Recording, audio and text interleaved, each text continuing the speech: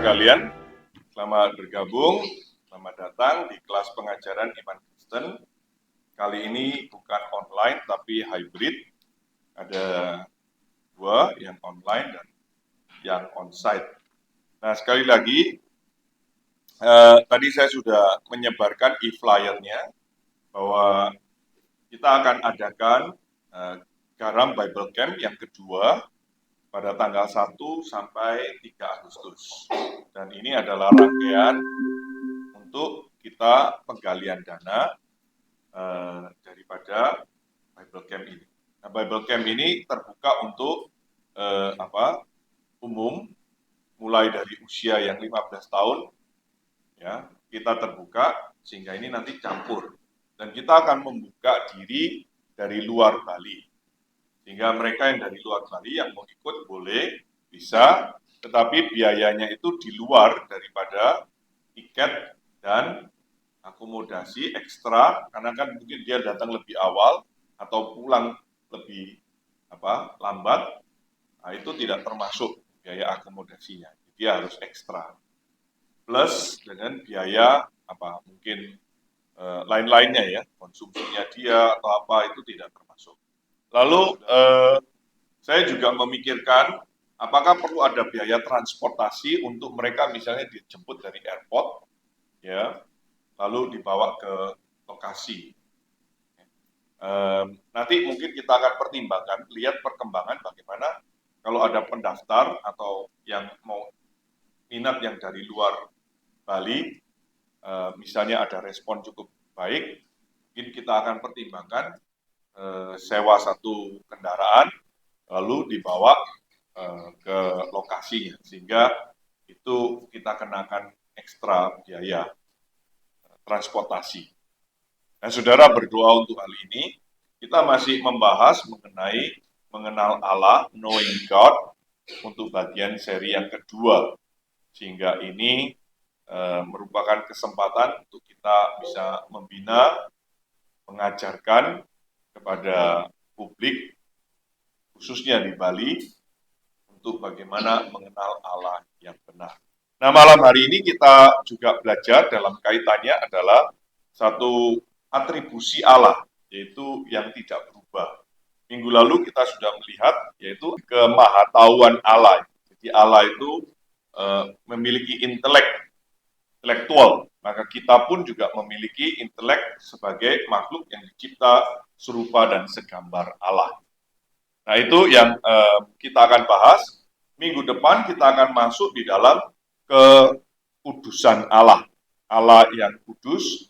Lalu minggu berikutnya kita melihat Allah yang yang mulia, Allah yang mulia. Nah, kesucian dan kemuliaan Tuhan ini menjadi kunci, menjadi hal yang penting sekali bagi umat Tuhan untuk kita pahami. Khususnya saudara-saudara yang ada sebagai majelis, hamba Tuhan, mahasiswa STT, atau saudara yang aktif di dalam pelayanan, Saudara, modal utama di dalam pelayanan adalah kesucian hidup. Kesucian. Saudara mungkin tidak fasih lidah, it's okay. Saudara mungkin tidak punya cukup uang, it's okay. Saudara mungkin tidak punya keterampilan tampil di depan, it's okay. Saudara mungkin tidak punya tampang yang baik. Ada pendeta yang tampaknya baik, tapi ngomongnya nggak karuan. Tapi jemaatnya ribuan. Tetapi saudara mungkin tidak bisa menguasai teknik khotbah yang baik. It's okay. Jonathan Edward itu khotbahnya membaca. Dia baca. Tetapi orang mendengar khotbahnya itu bisa dengan gemetar. Nah, teknik khotbah yang bagaimana? Ya, saudara, ada mahasiswa STT di sini mempelajari homiletik. Homiletik itu tekniknya saja. Tapi kalau engkau tidak suci, engkau tidak ada di dalam kesucian Tuhan, percuma. Teknik itu kosong. Teknik itu kosong. Kau hanya seperti MC saja, kau hanya seperti motivator saja, tetapi kau tidak punya power, tidak punya kuasa untuk merubah manusia itu, mengubah dan mengganggu hati manusia yang berdosa. Nah, itu kita belajar nanti supaya kita paham. Nah, malam hari kita akan mulai dengan Allah yang tidak berubah. Bukan mulai, kita lanjutkan dengan Allah yang tidak berubah. Mari kita awali dengan sama-sama berdoa. Saya mengajak kita sama-sama berdoa, dan setelah itu saya akan serahkan kepada saudara Alex untuk melanjutkan sesi ini, menyampaikan sesi pertama tentang Allah yang tidak berubah. Setelah itu saya akan lanjutkan sekali lagi dengan ketidakberubahannya Allah. Mari kita sama-sama berdoa. Bapa di dalam surga, kami sungguh bersyukur malam hari ini, jikalau Tuhan berikan kami sekali lagi anugerah untuk boleh sama-sama belajar, boleh sama-sama melihat kedalaman dan keindahan daripada firman-Mu. Khususnya kami boleh melihat pribadi Allah, pribadi yang tidak berubah itu. Bagaimana kami mengerti ini, bagaimana kami menangkap ini, sehingga di dalam kehidupan kami boleh berharap dan menaruh pengharapan kepada Allah yang tidak berubah itu. Kiranya Tuhan menolong, Tuhan memakai, dan Tuhan memberkati setiap kami. Dalam nama Tuhan kami Yesus Kristus, kami memohon, kami berdoa. Amin. Nah, saudara-saudara, metode yang saya kerjakan kali ini, peak kali ini adalah setengah sesi adalah sesi yang pertama. Saya akan beri kesempatan kepada teman-teman yang sedang saya persiapkan, ya. Jadi saya memperhatikan teman-teman siapa-siapa orang-orang yang memang memiliki hati dan pikiran yang baik, lalu saya akan persiapkan dan saya berikan kesempatan untuk memberikan pengajaran-pengajaran. Nah, saya pun dulu seperti itu oleh pendeta saya, waktu saya masih muda saya diberi kesempatan. Dan kalau saudara mau, saudara juga harus menunjukkan kesungguhan hati, ketajaman, logika, dan kelihayan, kelincahan di dalam berpikir, sehingga saudara makin diberi kesempatan, makin terlatih, begitu ya. Sehingga ini kesempatan bagi saudara-saudara, dan sementara ini saya beri kesempatan kepada saudara Alex dan saudara Arde. Kalau ada saudara lain yang memang muncul dan saya lihat potensi, saya akan beri kesempatan. Saudara jangan pikir, wah enak ya dikasih kesempatan. Enggak, saudara. Saya mempertaruhkan juga nama baik saya. Karena kalau saudara tidak tampil atau tidak mempresentasikan dengan baik, itu jomplang. Ya, jomplang. Maka saudara-saudara kalau mau, khususnya yang semester-semester akhir, kalau engkau mau belajar, saya terbuka dan saya tidak keberatan untuk memberi kesempatan kepada engkau. Asal engkau setia, engkau jujur, engkau melihatkan kelincahan dan logika yang cukup kuat, nah, saya akan beri kesempatan. Waktu dan kesempatan saya berikan kepada saudara Alex untuk menyampaikan sesi yang pertama, Allah yang tidak berubah. Ya, hari ini kita akan membahas Allah yang tidak berubah. Setelah seminggu yang lalu kita sudah membahas terkait dengan Allah yang Maha Tahu yang akan disampaikan oleh Bang Arde dan juga Pak Sundoro. Kita belajar bahwa Allah yang Maha Tahu menjadi satu peringatan, menjadi salah satu kebenaran yang boleh menakutkan bagi mereka yang masih hidup di dalam dosa, sekaligus sebagai penghiburan bagi mereka yang meskipun dengan kesulitan, dengan penderitaan, mau menuntut hidup kudus, mau menuntut untuk taat kepada Tuhan. Tetapi saudara-saudara, kalau Allah hanya Maha Tahu dan Allah tidak berubah, maka akan terbalik. Kalau Allah Maha Tahu hari ini, lalu nanti dia tidak menjadi lupa, dia menjadi tidak Maha Tahu lagi, maka kebenaran itu menjadi kebenaran yang sia-sia. Maka kebenaran itu menjadi kebenaran yang pada akhirnya orang yang berdosa akan semakin berdosa karena toh Allah pasti berubah, toh Allah bisa lupa. Maka hal itu orang berdosa akan semakin membiarkan diri semakin berdosa. Tetapi hari ini kita belajar, kita mau belajar bersama-sama bahwa Allah kita juga adalah Allah yang tidak berubah. Allah yang di dalam keberadaannya, Allah yang dulu, Allah yang sekarang, dan Allah yang nanti adalah Allah yang selalu sama. Adalah Allah yang tetap sama dan tidak akan pernah berubah di dalam keberadaannya yang di dalam kekal. Namun saudara-saudara, ketika kita merenungkan Allah yang tidak berubah, seringkali ketika kita memikirkan Allah yang tidak berubah, ini mempunyai satu konsep yang begitu kelihatannya abstrak bagi kita dan sulit untuk kita pahami. Mengapa? Karena kadang-kadang di tengah segala sekeliling kita, kita mendapati segala sesuatu berubah. Diri kita berubah, orang lain berubah, segala sesuatu di dalam ciptaan ini berubah.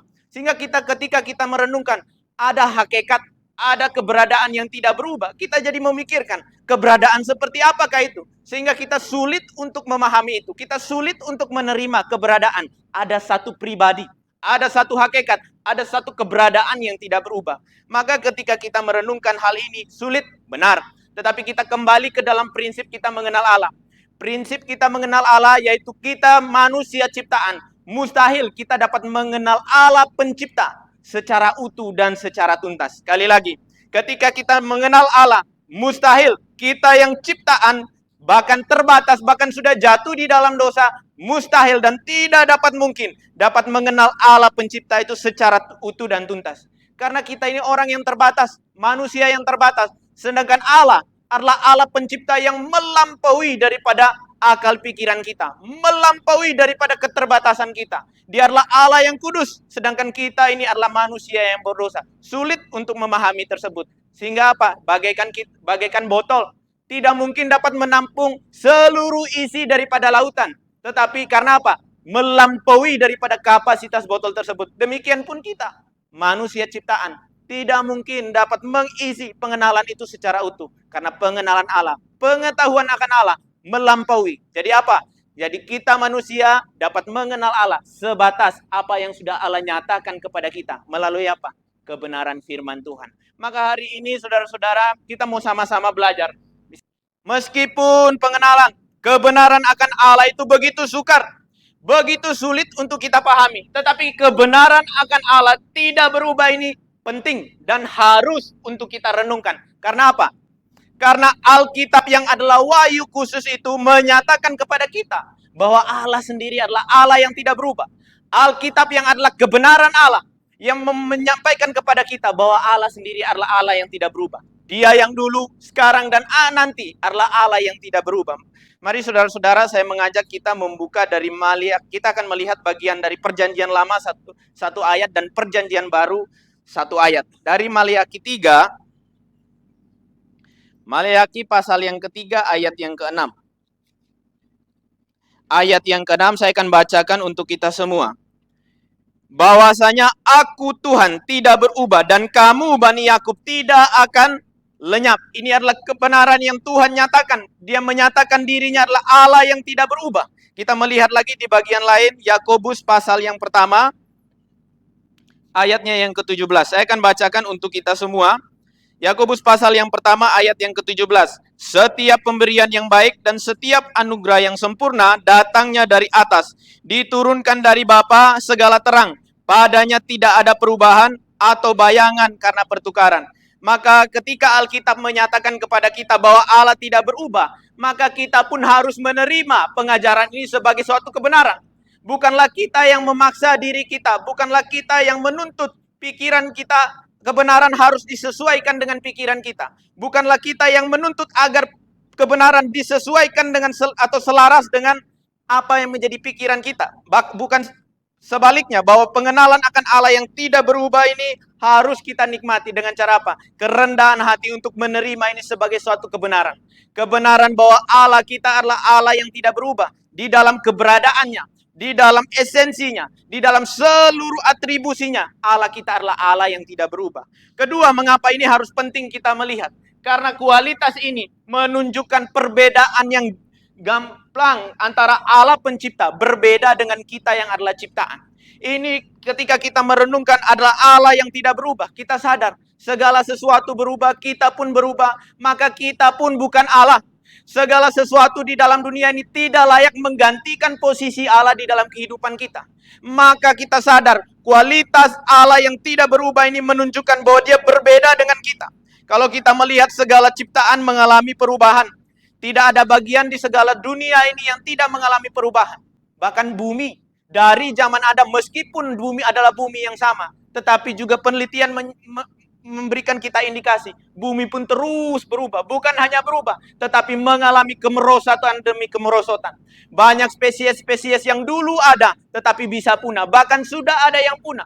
Bahkan ketika kita melihat diri kita sendiri sebagai manusia, manusia yang berdosa, Alkitab mengatakan juga mengalami perubahan. Manusia yang sudah berdosa, terpisah dari Allah, mengalami satu perubahan juga.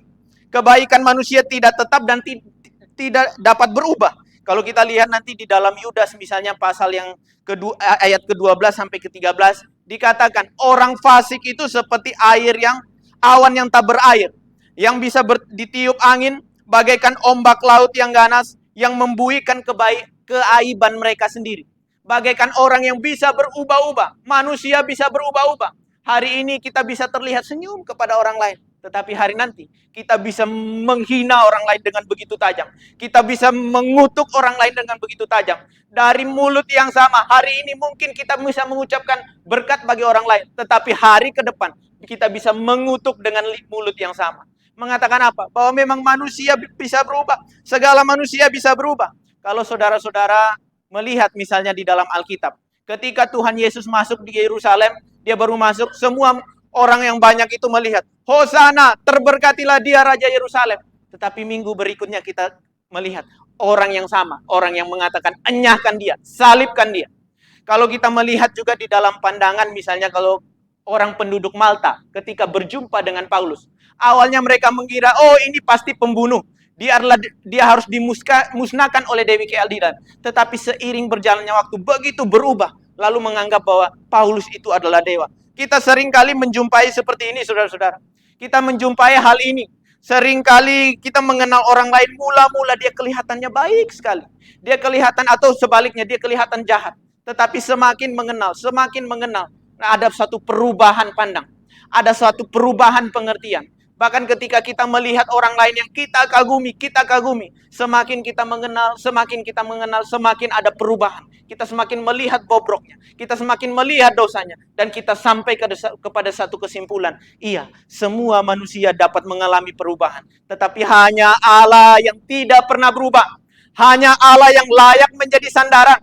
Hanya Allah yang bisa diandalkan.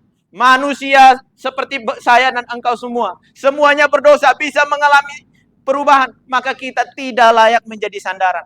Bahkan diri kita, hari ini kita menganggap diri bisa. Mungkin besok ketika kita mengalami satu penderitaan, satu kesulitan, baru kita sadar kita ini bukan siapa-siapa. Baru kita sadar ini kita bukan nothing. Ketika belum membawakan khotbah, oh saya bisa kok khotbah, oh saya bisa kok persiapan. Sampai ketika kita membawakan, baru kita sadar betapa rapuhnya kita. Betapa membutuhkan anugerah Tuhan yang lebih untuk boleh berbicara. Inilah yang terjadi. Manusia juga yang terus berubah. Tetapi anak-anak Tuhan sadar, di tengah kejolakan, di tengah dunia yang bergejolak, Allah yang tidak berubah pantas untuk menjadi batu karang yang kokoh.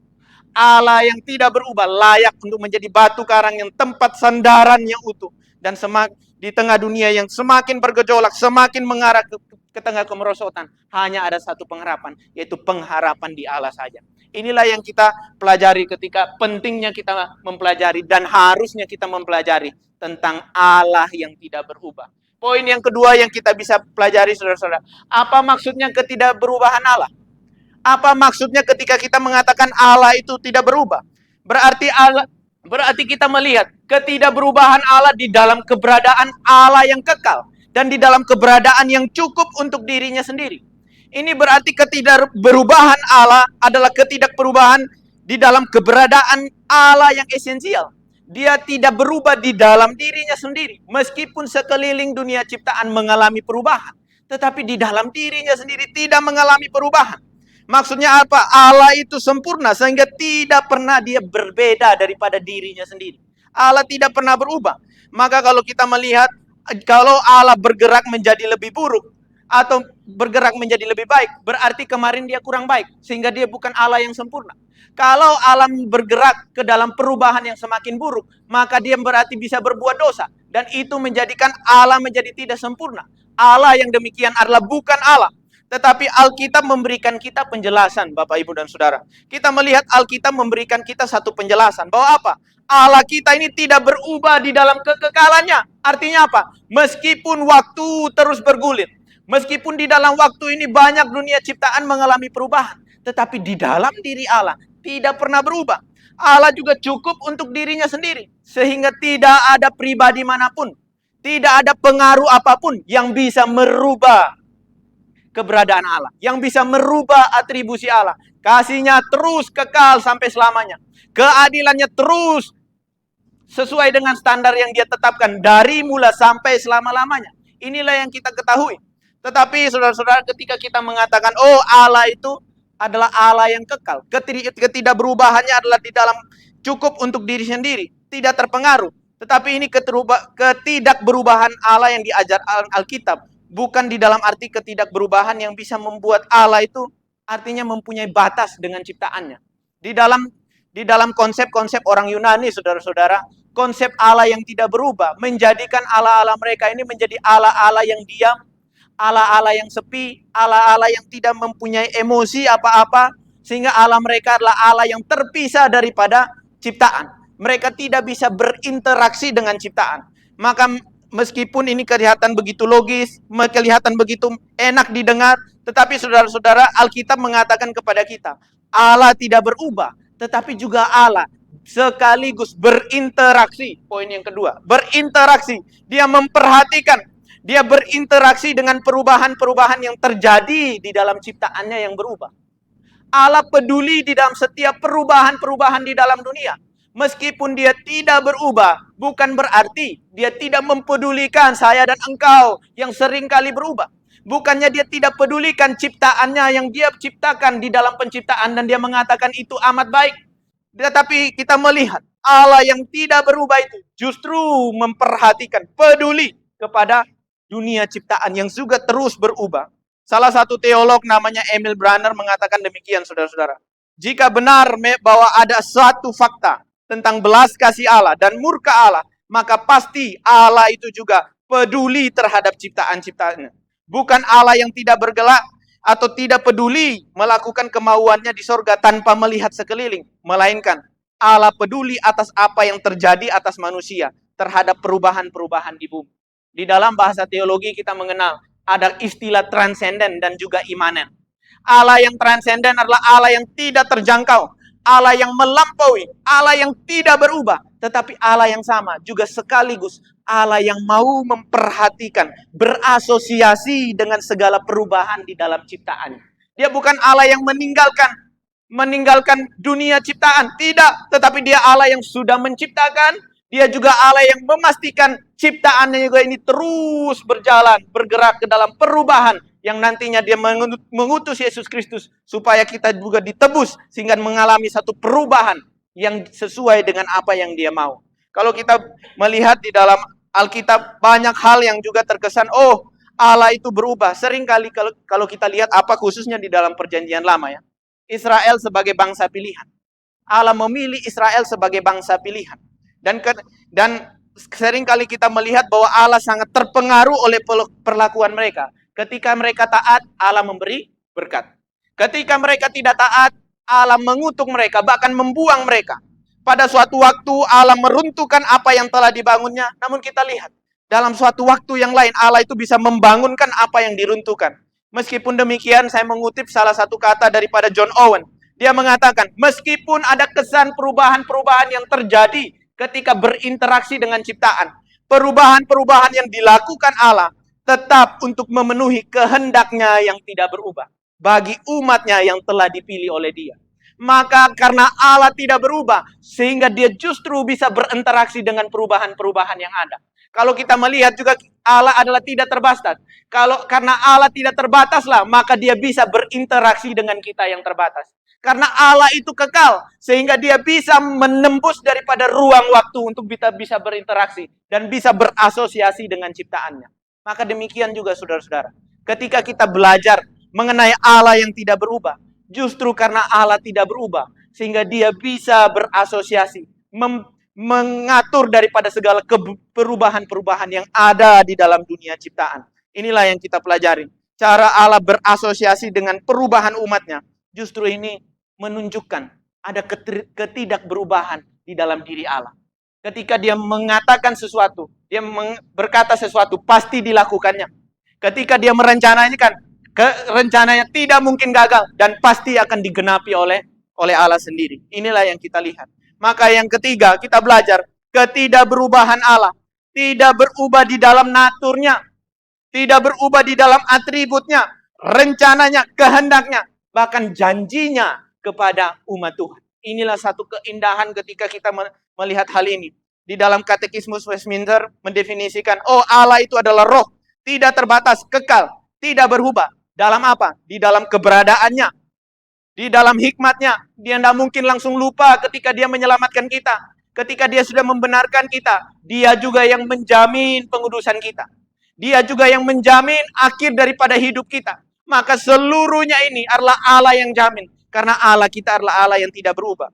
Dia tidak berubah di dalam kuasanya. Dia tidak akan menjadi lemah tiba-tiba dan berubah. Tidak. Kekudusannya tetap. Maka setiap umat Tuhan ketika mengenal Allah yang kudus, tuntutan akan hidup kudus tidak akan habis-habis. Karena standar yang Allah pakai adalah standar yang tidak pernah berubah. Keadilannya tidak pernah berubah. Kebaikannya, kebenaran. Maka apapun yang terjadi tidak akan pernah mengubah atau mengurangi daripada atribut-atribut Allah manapun. Baik itu keadilannya, kasihnya, keadilannya, hikmatnya tidak akan pernah berubah. Maka inilah penghiburan kita saudara-saudara. Kita memiliki sandaran yang tidak berubah. Kita memiliki batu karang yang teguh yang tidak pernah berubah. Inilah yang ada. Kita bukan menaruh kepada dewa-dewi atau berhala-berhala yang bisa berubah. Atau kita meletakkan pengharapan kepada diri kita sendiri yang kadang kita mendapati penuh dengan kekecewaan karena bisa berubah-ubah.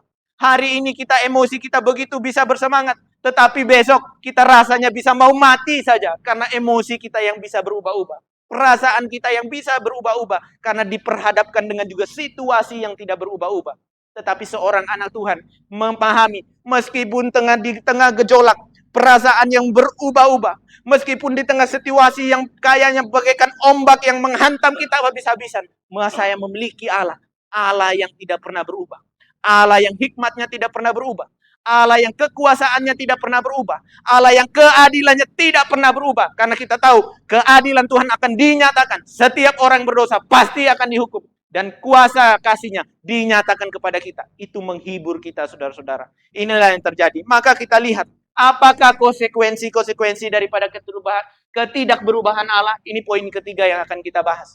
Poin ketiga. Pertama, ketidakberubahan Allah memiliki konsekuensi bahwa rencana dan tujuannya tidak pernah berubah. Maka tujuan-tujuan Allah di dalam Kristus tidak akan berubah. Tujuan Allah di dalam Kristus apa? Tujuan Allah adalah memuliakan daripada Kristus. Itu kita melihat di dalam Filipi 2 ayatnya yang 9 sampai yang 11. Kita melihat pada suatu saat segala lidah akan mengaku Dia sebagai Tuhan. Segala lidah akan bertekuk, segala lutut akan bertekuk dan menyatakan Dia adalah Tuhan. Meskipun kita melihat di dalam dunia ini banyak realita, banyak orang bisa saja menolak kemuliaan Kristus, bisa saja menolak memuliakan Kristus, tetapi saudara-saudara, akan datang waktunya, hari di mana Yesus Kristus harus diakui sebagai Tuhan. Dan mau tidak mau, pasti tunduk kepada Kristus yang adalah Raja. Akan bertekuk lutut kepada Dia. Baik mereka orang percaya maupun orang yang tidak percaya akan mendapati kemuliaan Dia yang begitu agung. Dan tidak mungkin tidak, mereka harus tunduk kepada Dia. Yang kedua, tujuan Allah untuk umat tebusannya yang tidak berubah. Ini satu penghiburan. Satu penghiburan. Tujuan Allah untuk umat tebusannya tidak pernah berubah. Keselamatan kita juga tidak akan hilang. Karena Dialah yang menjamin keselamatan kita ketika Dia mengatakan, pasti percaya kepada Yesus Kristus, pasti memperoleh hidup yang kekal. Maka ini adalah suatu kepastian, tidak pernah berubah. Tidak akan hari ini kita selamat, tetapi nanti kita bisa tidak selamat. Tidak. Tetapi kalau kita mengenal Allah yang tidak pernah berubah, Dialah yang menjamin tujuan daripada umatnya itu pasti tercapai. Apa tujuannya saudara-saudara? Yaitu setiap umatnya menjadi serupa dengan Tuhan. Di dalam Roma 8 ayat 29, Dialah yang telah memilih, membenarkan, memuliakan untuk kita semakin serupa dengan anaknya. Siapa yang menjamin? Allah yang tidak berubahlah, itu yang menjamin kita. Yang ketiga saudara-saudara, tujuan Allah di dalam penghakiman orang fasik tidak akan berubah. Di dalam Keluaran 34 ayat 7 dikatakan Allah tidak sekali-kali membebaskan orang yang bersalah.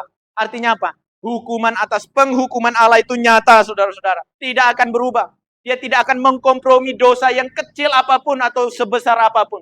Dia tidak mengkompromi. Karena Allah kita adalah Allah yang tidak pernah berubah. Artinya penghukuman atas setiap orang fasik pasti dilakukan. Inilah satu peringatan bagi orang yang menolak Kristus sebagai Tuhan dan Juru Selamat. Sekaligus saudara-saudara menjadi dorongan kita untuk semakin taat kepada Tuhan. Semakin mau hidup kudus di hadapan Tuhan. Semakin menuntut kesucian di hadapan Tuhan.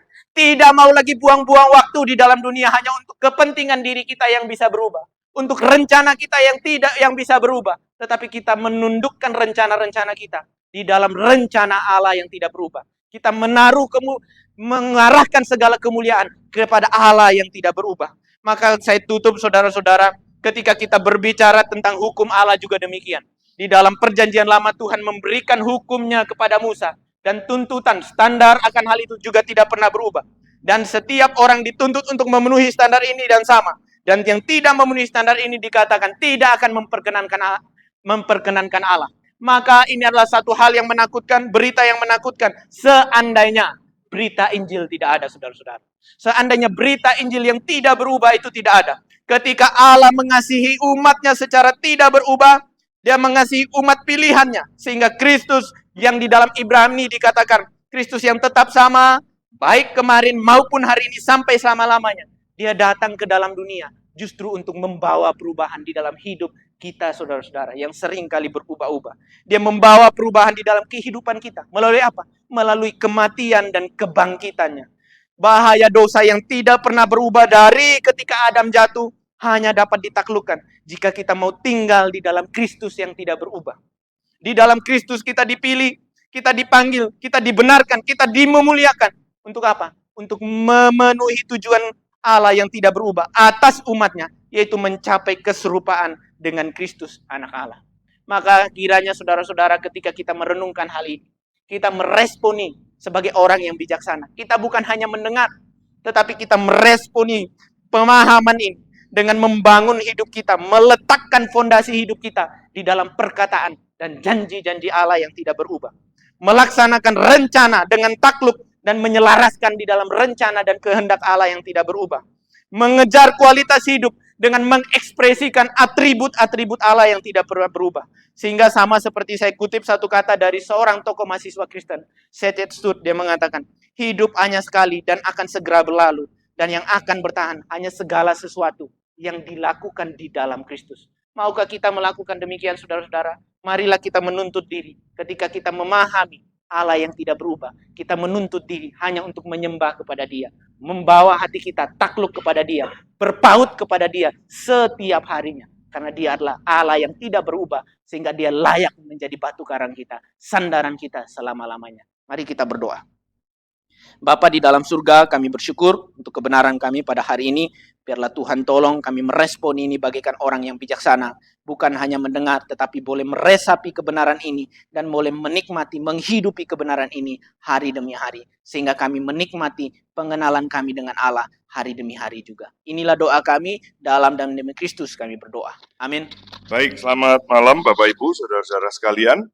Sekali lagi kami bersyukur, saya sungguh bersyukur untuk pimpinan dan penyertaan Tuhan, sehingga kita boleh belajar dan melihat bagaimana Tuhan pakai generasi yang berikutnya, sehingga kita melihat pekerjaan Tuhan yang baik sekali.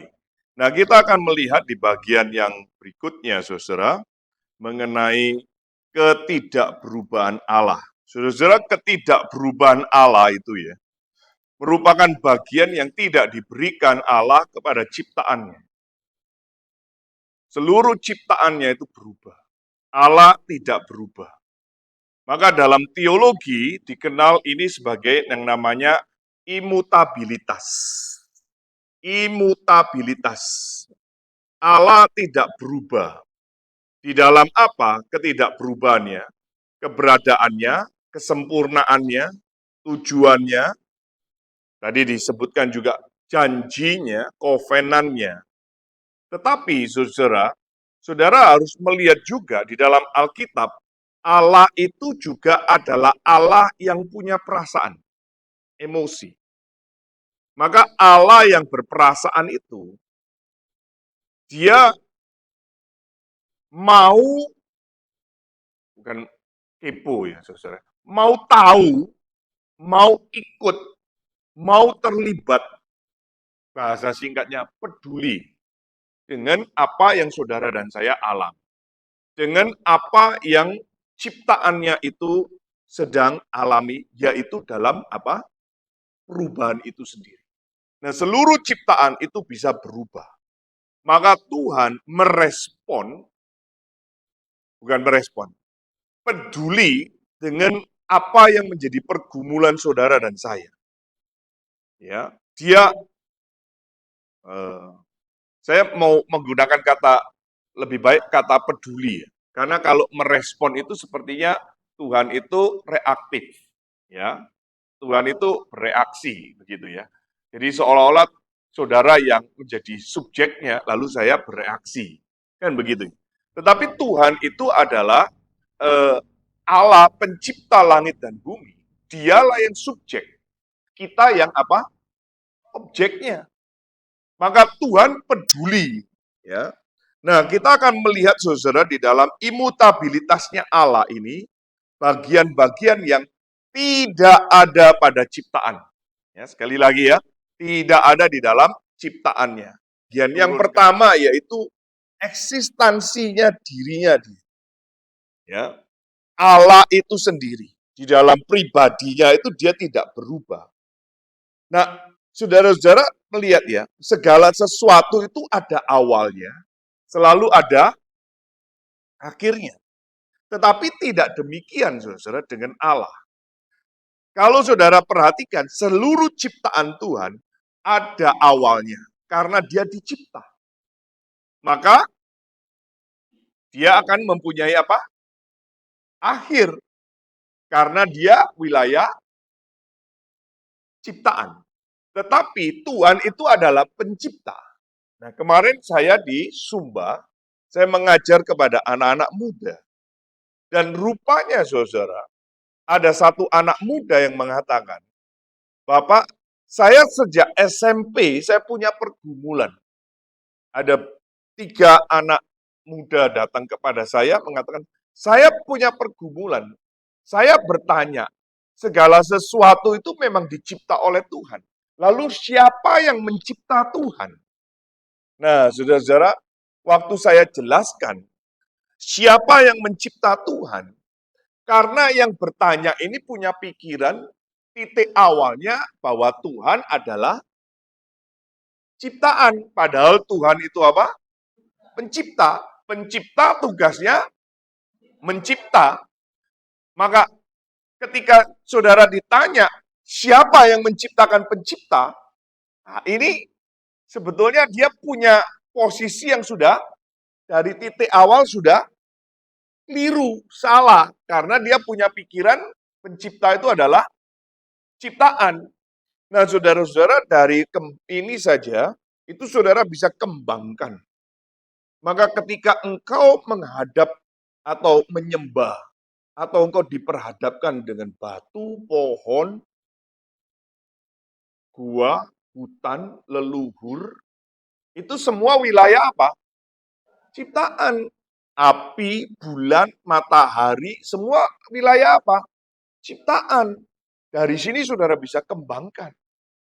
Maka apapun yang sudah di luar itu, ya itu sudah masuk di dalam wilayah ciptaan. Di dalam ciptaan Tuhan menciptakan pertama alam semesta. Betul. Yang kedua tumbuhan. Yang ketiga hewan. Ini loh, sekolah minggu sering bolos ya begini deh. Jadi nggak respon saudara ya. Lalu yang ketiga adalah hewan, binatang. Baru yang keempat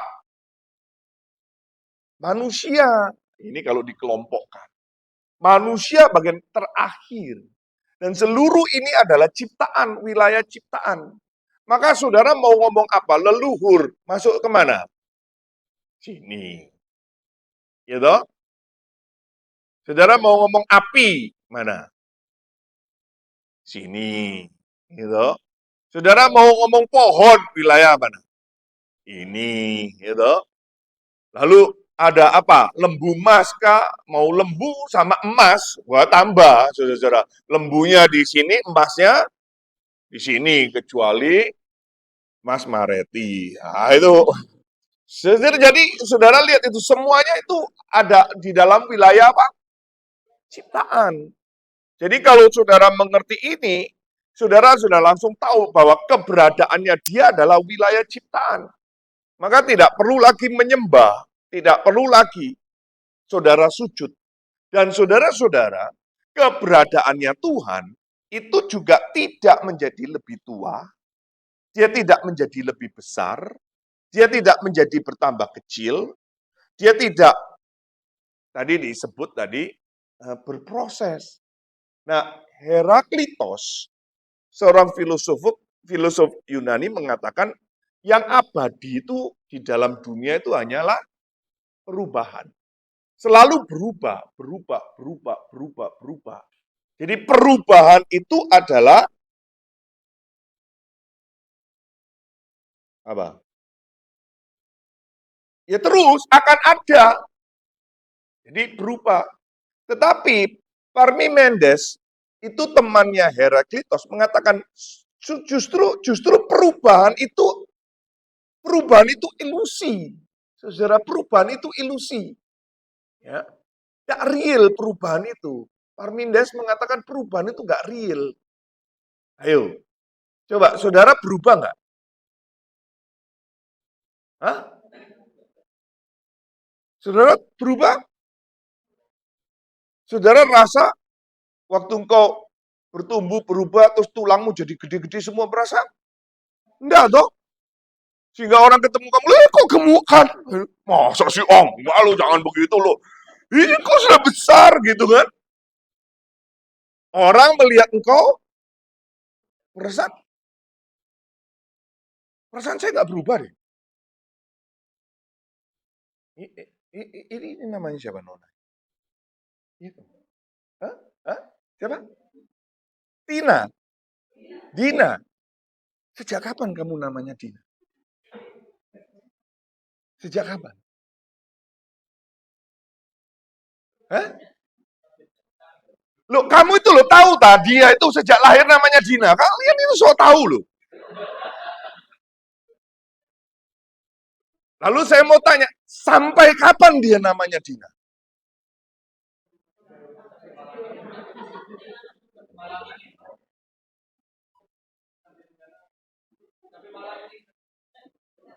Jadi Dina itu berubah nggak? Loh, pribadinya berubah. Pribadinya Dina itu berubah. Loh, fisik itu. Pribadinya nggak berubah. Fisiknya berubah nggak? Kamu dulu laki-laki, Kak Dina. Dulu Dino, sekarang Dina, begitu. Nggak berubah kan? Dulu perempuan. No? Yakin kamu? Saya jadi curiga loh. Kecuali kamu transgender kan, begitu ya? Jadi ada yang berubah nggak? Nah itu saudara. Maka Heraklitos dan Parmenides itu berdebat rame saudara. Nah, maka yang namanya perubahan itu disebut dengan ilusi. Ilusi kok. Saya enggak merasa berubah, dari dulu saya Sundoro. Dari dulu saya begini kok. Enggak ada dulu saya lembut, selalu sekarang keras gitu. Atau saya dulu keras selalu lembut. Aneh ya saudara. Betul nggak? Saya dari dulu begini, ceplas-ceplos. Saudara bayangin kalau ada teman biasanya ceplas-ceplos. Apa kalau ketawa, wah, terus kali ini, kan jadi aneh ya saudara. Oh, wih, kamu kok berubah ya? Berubahnya jadi aneh loh. Kamu aneh loh, betul-betul. Gitu. Perubahan nggak? Ada perubahan nggak? Nah, itu saudara, ilusi. Tapi cara berpikir kita berubah.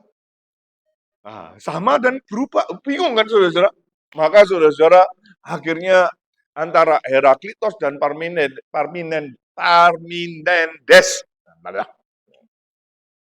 Ini berubah pengucapannya juga. Ya, itu dia akan berdebat. Nah, apakah Tuhan seperti itu? Tidak, saudara. Keberadaannya dia tidak. Maka bagi kita sulit, tadi dikatakan oleh saudara Alex, kita sulit menangkap itu. Karena kita di dalam wilayah ciptaan. Yang berikutnya, apa yang tidak berubah? Karakternya, sifatnya Allah itu. Atribusinya Tuhan itu tidak berubah. Ya. Nah dalam hal ini ya saudara, karakter moral Allah itu tidak berubah, kasih setianya tidak berubah. Walaupun kau tidak setia, dia tidak mungkin tidak setia, dia tetap setia. Lalu kebenarannya itu dia tidak berubah, saudara. Kebenarannya, nah, sifat di dalam perubahan itu kan, sifat di dalam kebenaran itu kan nggak berubah. Saudara.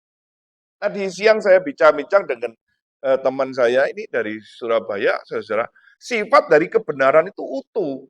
2 ditambah 2, berapa? 4. Gitu? Utuh. Nggak boleh parsial. Nggak boleh sedikit pun 3,9 tuh bisa nggak? Nggak boleh kan? Betul nggak? 2 tambah 2 sama dengan? Boleh nggak 4,1? Nggak boleh. Harus 4 bulan. Betul nggak? Utuh. Tapi saya mau tanya, 2 tambah 2 berapa? Indri. Berapa? 4. Sejak kapan? Sejak kapan? Hah? Sejak kapan? Sejak apa? Semenjak saya bisa berhitung. Waktu saya tidak bisa berhitung, apakah 2 ditambah 2 itu 5?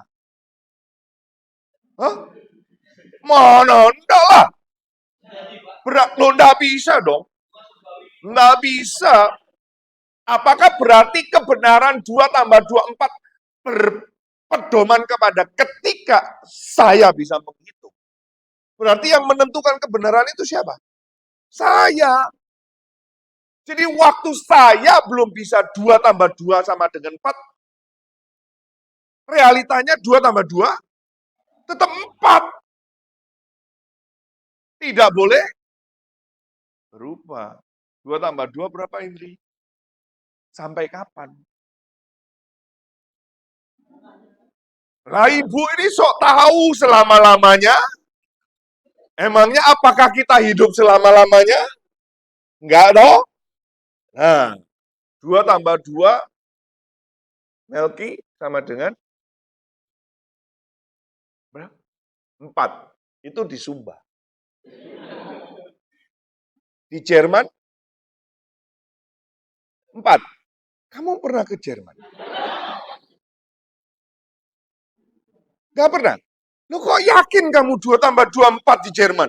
Belum pernah juga ke Jerman? Gimana? Sombong kau.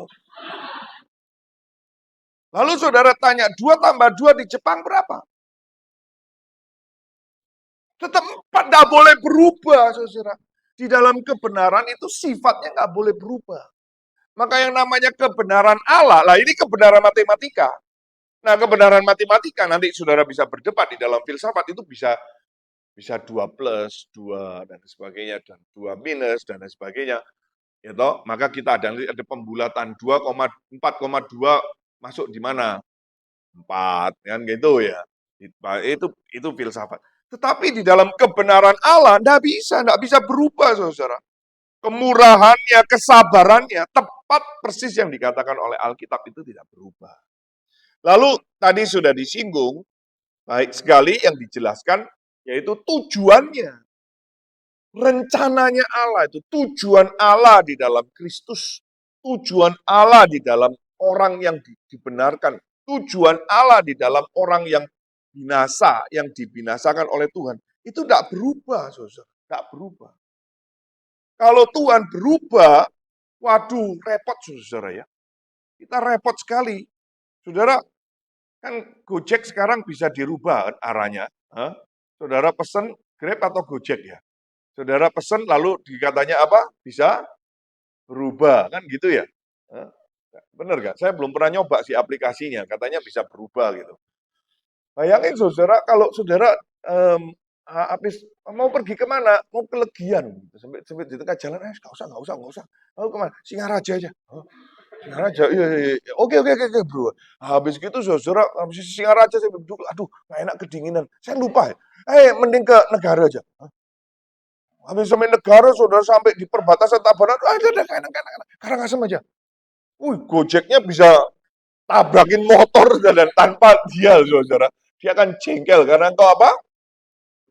Berubah-ubah, saudara. Dan itulah makanya engkau dan aku itu menjengkelkan. Karena apa? Berubah. Saudara, ku mau cinta Yesus, ku mau cinta Yesus. Begitu ada kesulitan, mau cinta Yesus apa? Begitu ada kesulitan, lalu di mana Yesus? Gitu. Waduh, makanya ya untunglah saya sering berkata, untung yang jadi Tuhan itu bukan Sundoro. Kalau jadi yang jadi Tuhan itu Sundoro, ini kok orang berubah-ubah. Dulu nangis. Tuhan utuslah aku, pakailah aku. Sudah lulus, nggak mau diutus. Kau orang ngajar ini, kau ini tempeleng saja. Kalau itu Sundoro, saudara. Saudara, Tuhan kalau mau tempeleng sudah nggak usah lah Tuhan tuh tempeleng. Cuman Tuhan bilang, kok jadi kodok, langsung cekok gitu. Ya, saudara langsung jadi kodok, gitu. Saudara, kadang-kadang manusia tuh nggak ada takut-takutnya sama Tuhan. Jadi tujuannya dia tidak berubah, kekal. Lalu berikutnya, saudara, selain tujuannya, yaitu adalah tindakan-tindakan Tuhan. Jalan-jalannya Tuhan itu tidak berubah. Maka saudara dan saya harus, dengar kalimat ini baik-baik, menemukan prinsip-prinsip penting di dalam Alkitab. Sehingga ketika saudara menentukan pilihan-pilihan dan jalan-jalan itu, saudara, kita dihadapkan pilihan-pilihan itu, kita sudah mengerti motif, pola, model yang ada di dalam kitab suci.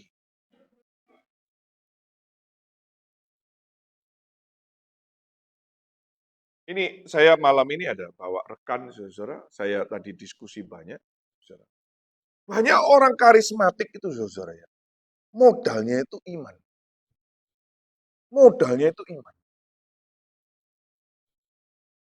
Pokoknya gak pikir panjang. Maju tak gentar.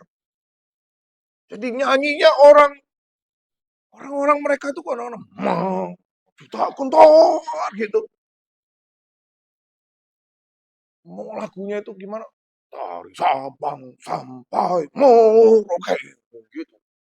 Tapi kadang-kadang orang reform itu lain sekali. Orang reform itu banyak pikir. Sehingga nyanyinya bukan dari Sabang Merauke itu. Dari Sabang sampai Merauke.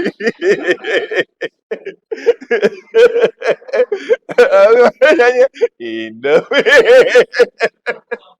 Lain, saudara. Orang karismatik itu hajar bleh gitu. Maju dulu, babak belur dulu. Terserah. Tapi orang reform terlalu banyak perhitungan. Gak maju-maju. Makanya gerejanya itu ada bukan som-som tuh udin. Udah, amin. Nggak berani ini di markasnya orang reform soalnya ini. Saudara lihat itu. Kalau masuk di gereja-gereja yang non-reform, saudara, wih hangat sekali, saudara. AC-nya tuh gede-gede, tapi tetap keringatan, saudara. Panas, wih, nyanyinya itu kita buat iblis gemetar, gitu, saudara. Tetapi saudara kalau lihat di dalam motif atau jalan-jalan Tuhan di dalam Alkitab, kadang-kadang Tuhan itu bilang, hai Musa, bilang, terbelah laut itu. Wush. Sekarang kamu jalan, maju. Lu itu bagaimana? Biar sudah, maju saja. Firaun bagaimana? Ngejar itu, sudah kamu maju saja. Mereka berjalan di tempat yang kering. Musuh ikut di jalan yang kering. Sama, menikmati berkat Tuhan, menikmati mujizat Tuhan. Tapi mereka langsung ditumbuk. Boom. Habis. Itu bahasanya. Betul. Tetapi saudara lihat di dalam Alkitab, ada lagi Tuhan mengatakan, itu Yosua,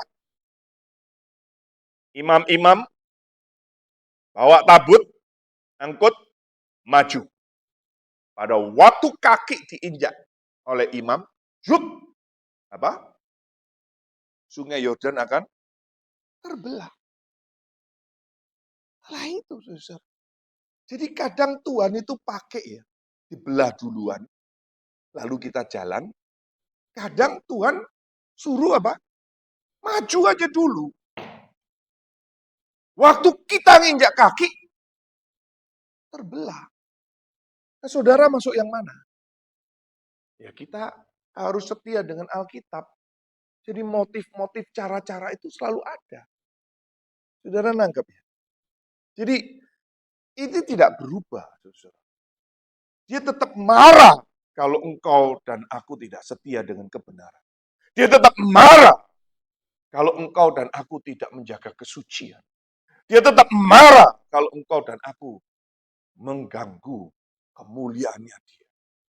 Dia akan marah kalau engkau dan aku terus-menerus berbuat jahat. Dia marah, tetapi dia juga tidak berubah. Dia mengatakan, aku tidak menghendaki kematian orang fasik. Aku menghendaki pertobatan. Kembali. Kenapa engkau tidak mau kembali? Hai Israel, kenapa engkau tidak mau kembali? Dia tidak berubah. Dia sama. Perjanjiannya juga tidak berubah. Nah, saudara-saudara, sekali lagi ya, ini yang tadi sudah dibahas, sekarang saya lebih berikan penekanan, janji Tuhan tidak berubah. Janji Tuhan tidak berubah. Dan dia selalu mengingat perjanjiannya itu. Maka waktu ketika kita mengalami kesulitan dia selalu ingat dengan perjanjiannya itu. Makanya saya selalu mengatakan kepada teman-teman, khususnya yang di dalam pelayanan. Ya. Sudah, kita tetap berkalkulasi. Kita punya Allah yang berencana. Dia merencanakan bagaimana penciptaan. Dia merencanakan bagaimana keselamatan. Dia merencanakan penebusan. Dia merencanakan bagaimana nanti kita akan dipulihkan, restorasi. Gitu. Dia merencanakan itu. Maka kita juga perlu merencanakan. Tetapi di dalam perencanaan kita harus sinkron dengan rencana dan hati Allah yang tidak berubah itu. Sehingga di dalam menjalankan saudara-saudara, saudara tetap berpegang kepada Allah yang tidak berubah. Kira-kira seperti itu ya. Nah, bagian yang terakhir, saudara ya, sebelum saya tutup adalah ketidakberubahan Allah itu jangan dipahami dengan kemandekan atau tidak bergerak, mandek. Sehingga yang namanya Allah itu dia bukan pasif, lalu dingin, ya. Nah, itu bukan Allah. Tetapi dia dinamis, dia hidup, dia berelasi dengan manusia. Sehingga dia, tadi saya di dalam awal saya kunci dengan dia punya perasaan, saudara. Dengan demikian, kita tidak melihat bahwa Allah itu berproses. Dia tidak perlu proses. Dia tidak perlu pengetahuannya, kehendaknya. Ya, dia tidak perlu berproses. Lalu, saudara tidak dipengaruhi oleh tindakan-tindakan manusia. Nah, kalau saudara mengerti begini ya, saudara ya, saudara akan menaruh iman itu kepada satu objek yang kokoh karena dia tidak berubah. Nah, lalu bagaimana Pak dengan ayat-ayat ada mengatakan Allah menyesal? Ya. Bagaimana Tuhan menyesal waktu setelah menciptakan manusia di dalam Kejadian pasal 6, Tuhan menyesal karena manusia itu taunya berbuat jahat saja. Apakah dia berubah? Nah, saudara-saudara, Alkitab banyak menggunakan bahasa yang disebut dengan bahasa antromorfosis, yaitu bahasa yang supaya kita itu bisa kenalin dengan gampang. Misalnya tangan Allah.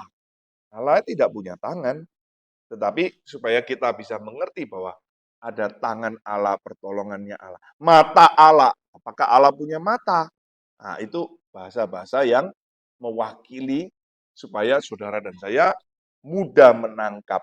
Tetapi saudara-saudara, kalau saudara lihat di dalam kejadian-kejadian yang di ayat-ayat itu seolah-olah Tuhan menyesal.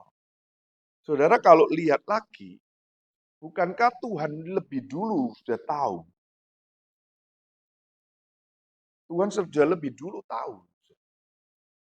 Ya. Maka saudara jangan dilihat dari seperti kayak kita loh. Kita ini nggak tahu gini ya, tiba-tiba mendadak, apa itu? Apa ya? Mendadak gitu lalu kita berubah, kita nggak tahu.